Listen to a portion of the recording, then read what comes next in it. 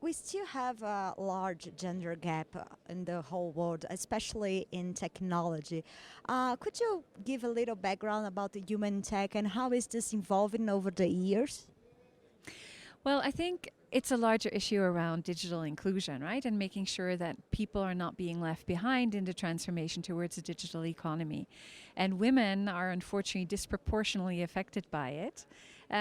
Because they tend to be more underserved than many others. Unfortunately, it's also an area that many women have not identified as an interesting area for them to get involved in as a career. For example, in the World Economic Forum Global Gender Gap Report from last year, 52% of women globally still think that the tech industry is a complete men's world.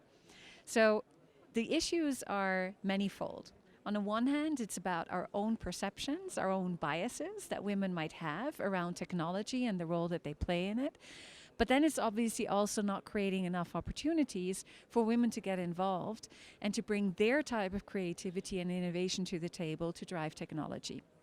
And do you think initiatives as showed in SLP Now Mexico, how are they working to make this gender gap decrease and to make more women be interested in technology? There's, from our perspective, from the corporate social responsibility perspective, we drive a large range of digital skills programs around the world. And we make sure that at minimum 50% of the participants are young girls and women. So while we don't have programs that are exclusively focusing on women, we make sure that they are well represented in the programs that we drive. Because very honestly, we also believe when it comes to creating gender parity, it's not just about women. Men play an equal role in that too. So they have to play together and they have to work together as well. Hence why our programs are inclusive in nature. If we had only developed programs for girls, we would be excluding the boys, and we don't want to do that. Today, in 2019 alone, we worked with 4.5 million young children across the world in 105 countries. And as I said, a good 50% of that were young girls and women.